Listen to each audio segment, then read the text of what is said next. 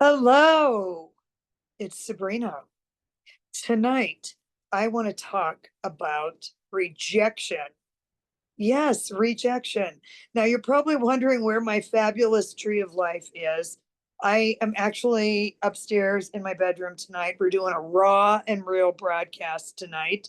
I don't have my fancy lighting, and we may get interrupted by a few feline companions misbehaving or just wanting attention. So, tonight, rejection. Have any of you out there ever been rejected? Yes, no, more than likely, yes, you have. And it sucks, doesn't it? It's just kind of awful. And you kind of turn around and you walk away with your tail between your legs and you sulk, maybe. I mean, that's what happens probably a lot at first. But the reason why I want to talk about this is because rejection, number one, can be protection. I used to always say that rejection is God's protection. Rejection is the goddess's protection. So the universe just got you out of something that you weren't supposed to be into in the first place. Now, many years ago, I don't know, 35 years ago, 30, I don't know. Anyway, I thought that I wanted to sell real estate. And if any of you out there listening are actually realtors, you know that that is not an easy job. Of course, if there's a big housing boom like there was during COVID, it's a little bit easier to sell places and when the interest rates are much lower. But, this wasn't the case. This was, 30, 35 years ago. So the company that I was going to work for sent us to this sales training. And in this sales training, um, we were taught different ways to deal with things. And I've been in some sort of marketing, sales stuff my whole adult life, because when you're self-employed, you run a business, you have to learn those skills or you pay somebody for those skills. So, one of the things that I remember so vividly from this training was how many no's does it take until you get a yes? And how do you deal with all that rejection? I mean, you have to have the hard shell of a snail or a turtle, and you have to have the drive and compassion of a bull that's bullshitted somebody that wants to go after them. So, you know, I just remember that so distinctly. And then over the years, different things that I have done, I just happen to be one of these people that I don't take no for an answer very well. I say, well, why is it no? Or why can't we try this? Or why can't we do that? You know, and I guess I'm a little bit on the pushy side, but that's okay. I'm okay with that because that's just how I operate. And sooner or later, they cave into me and, my forever, saying, well, all these things. And then they finally say, okay, Sabrina, okay, we're going to do this. So, why I'm talking about this tonight is because I had a rejection a couple of days ago. And I was, I guess, you're hurt, I suppose. And that means that you just take it personally if you get rejected, whether it's a job, a date, a proposal, whatever it might be. There's a little bit of butt hurt going on in there, and it's you have to move on and get over it.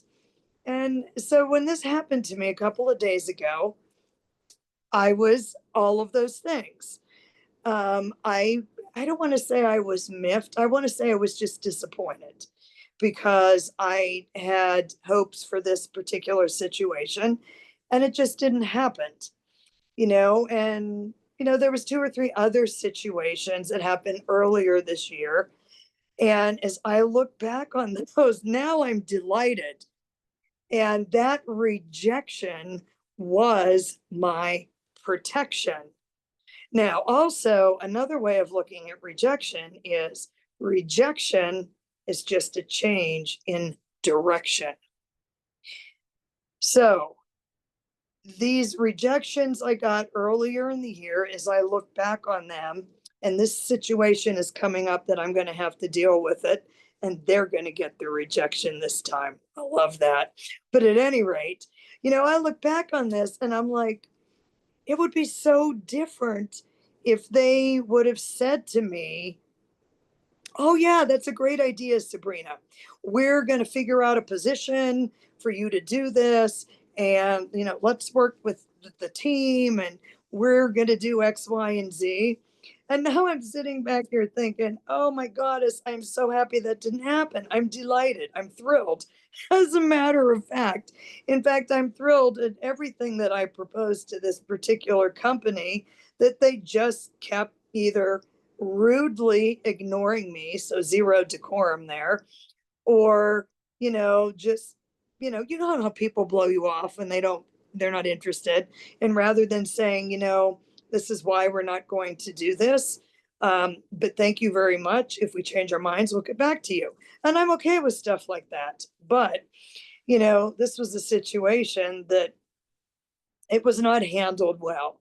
And believe me, I have been in management or running my own show most of my adult life. From a very young age, I was in management. So I just kind of see the way people deal with things differently. And you can tell someone this is not going to work out for us. You can be very diplomatic about that. And you can just say, thank you so much. We really appreciate that you put this together for us. Um, it's not in the cards right now, so to speak. No pun intended, or a big pun intended there with cards. But but I didn't even get the courtesy of that. So that will tell you a lot about any rejection that you get.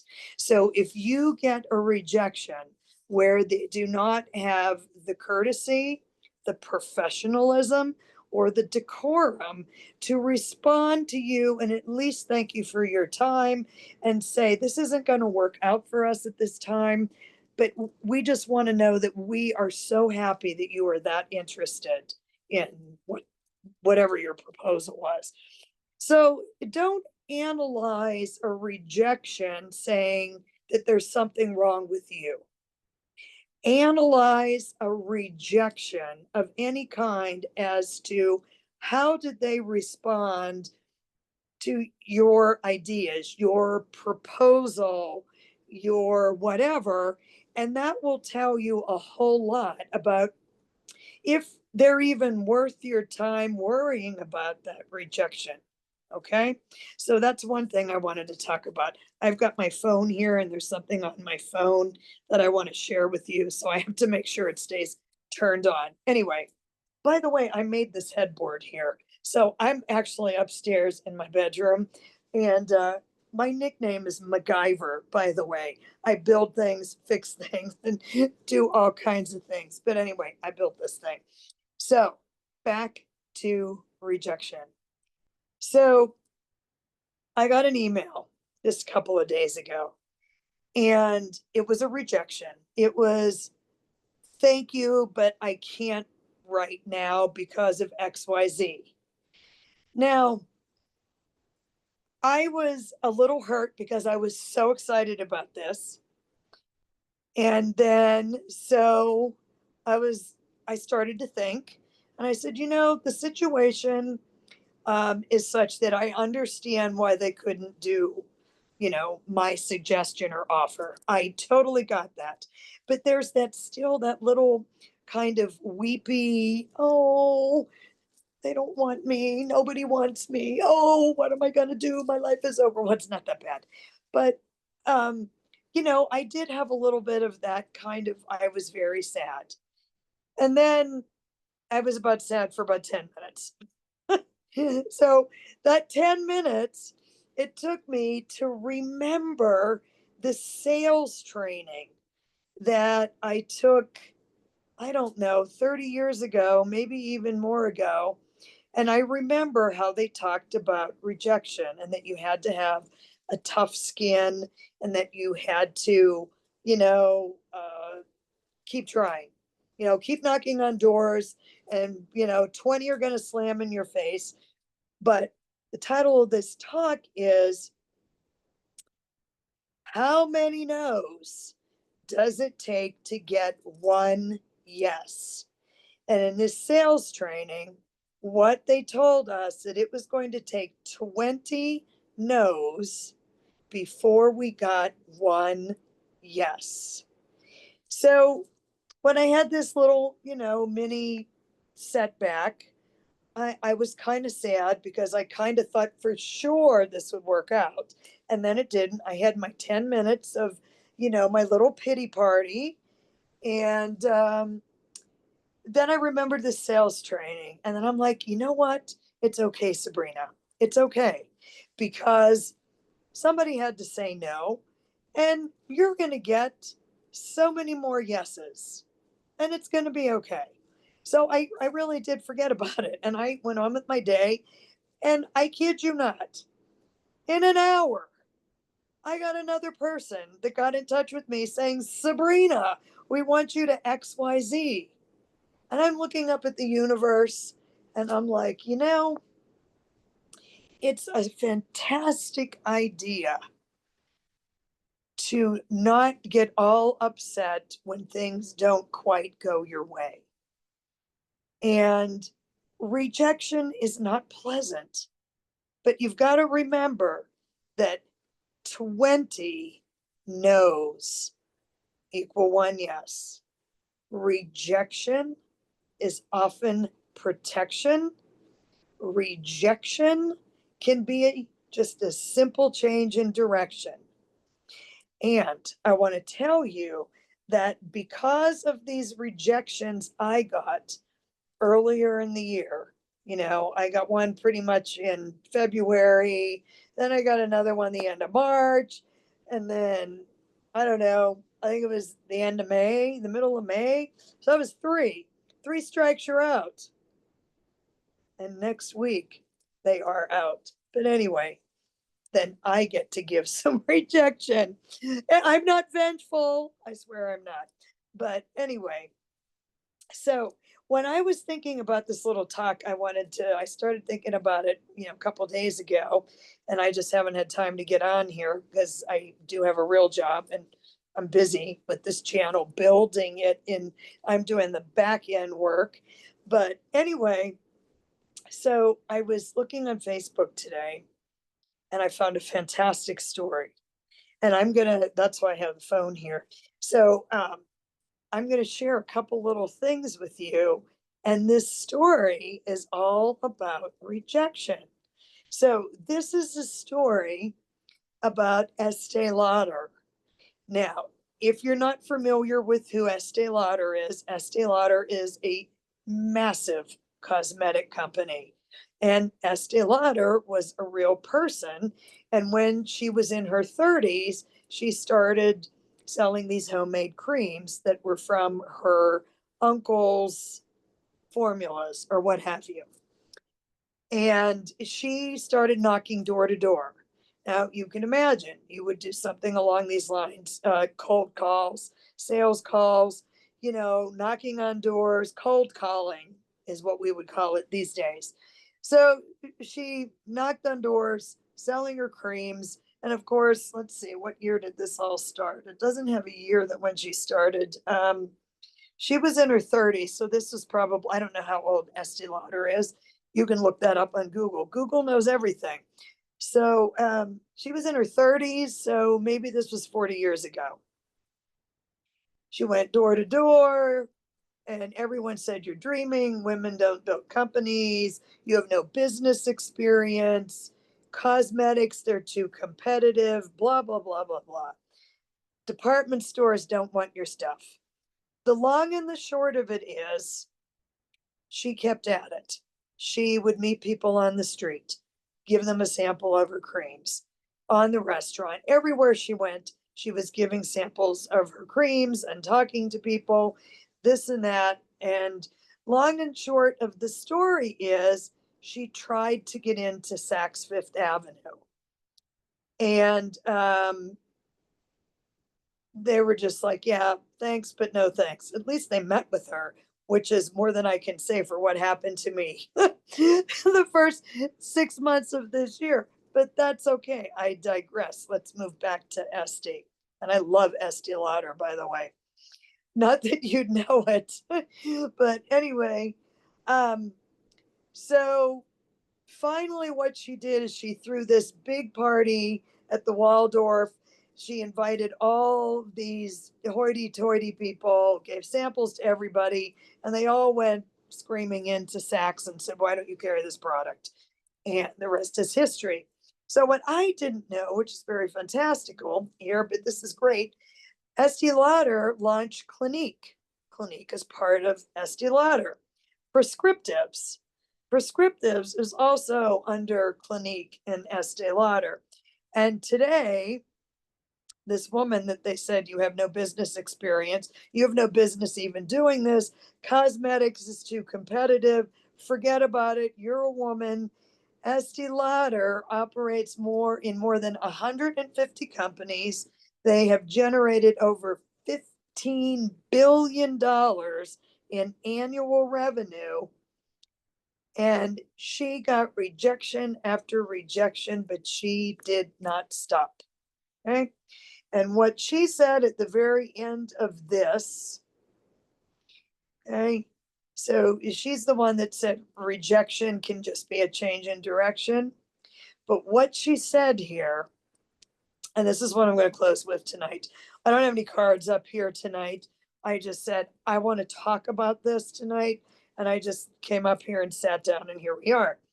So what she said here at the end of this little talk or this write-up or whatever it says, because when everyone tells you no, you only need one yes to change everything.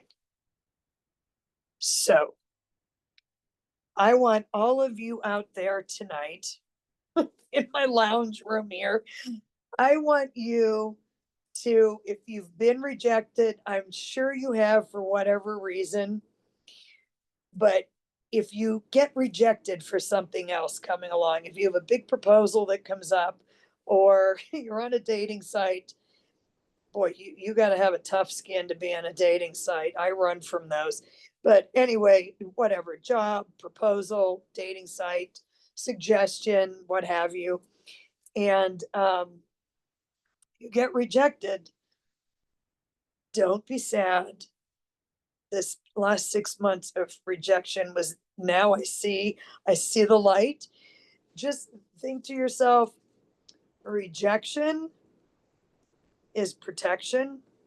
Rejection is a change in direction. And it only takes one yes to change everything. So I really wanted to come on tonight and talk to you about this. And I hope this was helpful to some of you. And, you know, I think maybe I'll just start a raw and real night where I come up here or wherever I'm at, and I'll just have a talk right where I am with you all.